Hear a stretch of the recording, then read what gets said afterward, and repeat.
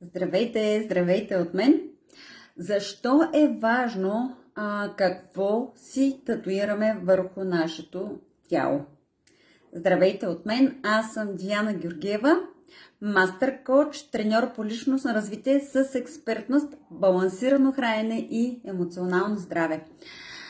Наскоро ви обещах да направя една тема, която е свързана с татуировките и какво е значението на всяка една татуировка, насложена татуирана върху нашата кожа, върху нашето тяло.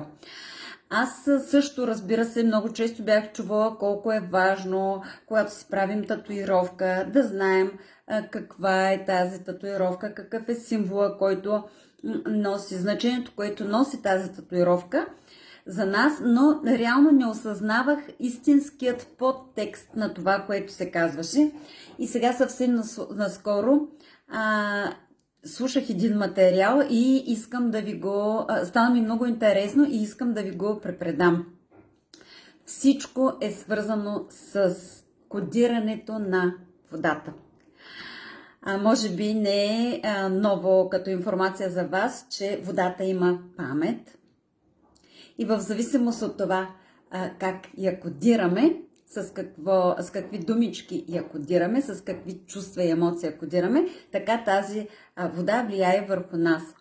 Но освен водата, която приемаме външно, ние сме изградени от когато дете се роди, е 80% вода.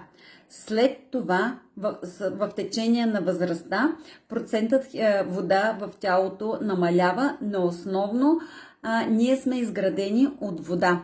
И така по този начин, реално всичко това, всички тези емоции, всички тези думи, с които ние, всички тия думи, които ние говорим, или музиката, която слушаме, също така ни кодира нас. Също така се оказва, че това, с което са кодирани нашите родители, нашата майка конкретно, водата, с която тя е кодирана, я предава и на нас. И така е нормално. Просто не бях се замислила до сега. Също така водата, с която е била кодирана нейната майка, всъщност моята баба, кодира моята майка, и така се препредават кодове от поколение на поколение. Ние се чудим как така, има значение кармата, предишните животи. Ами ето, това е едното от обясненията, които за мен сега, така като го чух, ми стана наистина, разбирам, че това наистина е логично. Тъй като нашите прародители са претърпяли всякакви такива травми, като глад, като болести, като чума, като война, като турско робство. Всичко това е кодирано в водата на нашите прародители, на нашите прамайки, и съответно с всяко раждане и прераждане това се препредава и към нас. Така, надявам се, че следите тук мисълта ми. Да се върна пак на темата, за която реших да направя това видео.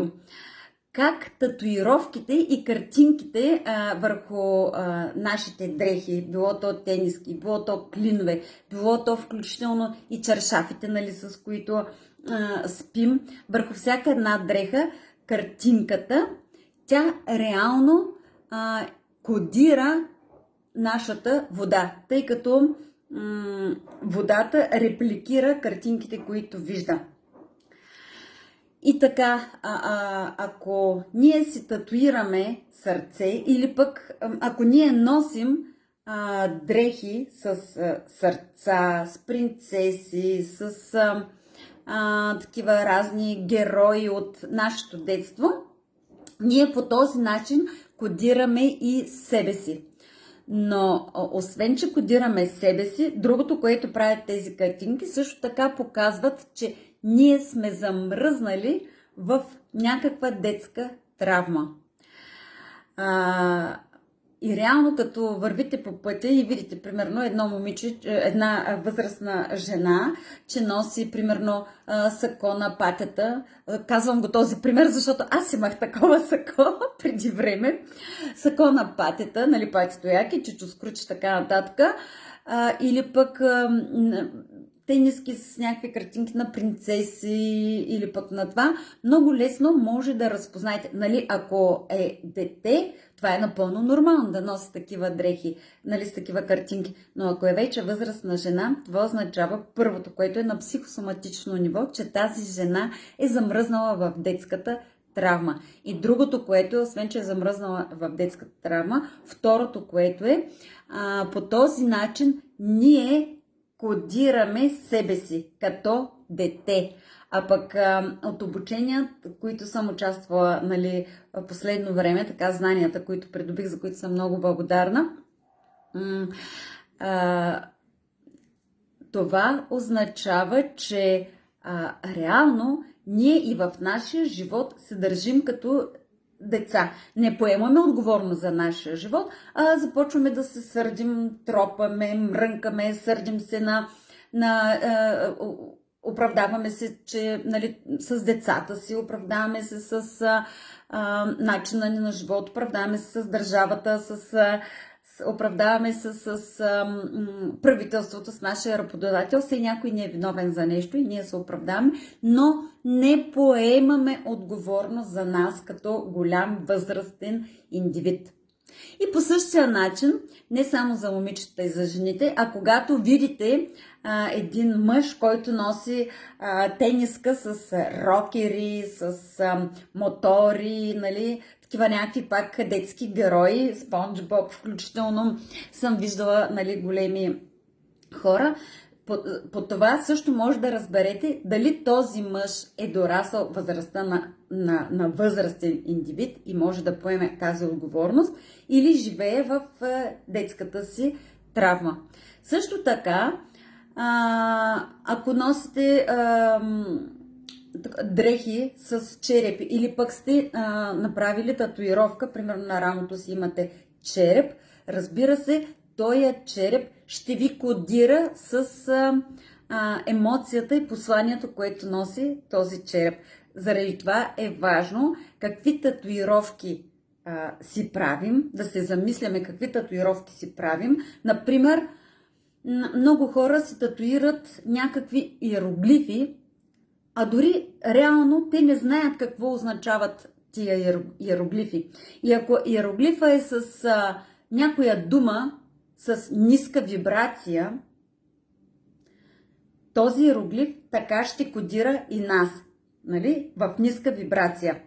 И във времето, ако осъзнаете, че този иероглиф, нали, не е нещо позитивно и се опитате да го поправите като грешка, направите още нещо върху него, нали, да довършите татуировката и да си мислите, че сте замаскирали работите.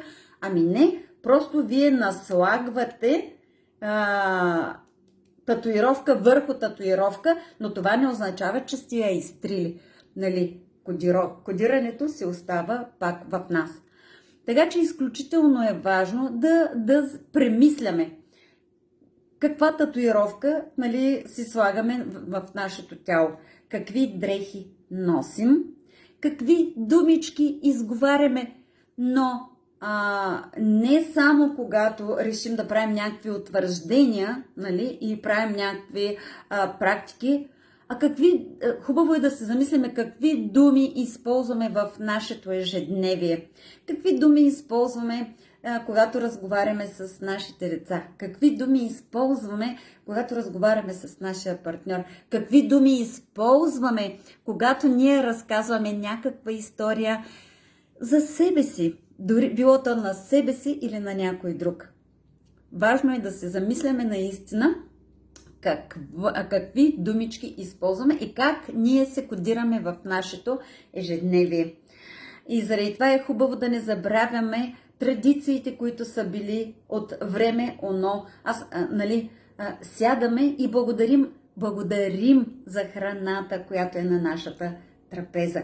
Благодарим за водата, която имаме. И сега всъщност ми идва на ум какво можем да правим. Аз го правя, просто не осъзнавах какво точно правя, но накарах моята дъщеря преди, може би 2 години, на един лист да напише само такива думички с висока вибрация. Обичам те, благодаря, нали, такива само думи с висока вибрация. И сложихме този лист хартия с тези думички под водата, която пием. И сега осъзнавам, че листа, гледам го в момента, заради това гледам, да, че листа е вече скъсан, но думичките, аз всеки път, когато сменям нали, тубата с водата, всеки път слагам и тези листи този лист с тези думички с висока вибрация върху водата. И също така е важно, когато говорите в къщи, как разговаряте със своя партньор. Карате ли се, или пък със своите деца. Карате ли се, обиждате ли се, или пък си говорите такива благи думи. Нали, не е казано, че винаги трябва да бъдем в висока вибрация в това, но е много важно начина, по който ще изговориш нали, дадено нещо. Ето така, това ме накара да се замисля и предполагам, че и на вас тая тема ви харесва и ще ме накара да се замислите. И също така, една много добра идея, която мога да ви даме, на самото шише за вода, която пиете, можете да напишете думичка благодаря ти, обичам те, нали, благодаря, че те има. И така може да нарисувате сърчице. Ето и такива символи, които са с висока вибрация. Наблюдавайте се какви думи говорите в своето ежедневие, какви дрехи носите, имат ли картинки по тях, какви са тези картинки. Също така, как разговаряте със своите деца. И ако ви е интересно, искате да опитате и вярвате в тези неща, просто променете лекинко ето тези неща. Какво ще нарисувате върху своите бутилки с вода, нали, какви думички ще използвате в своето ежедневие.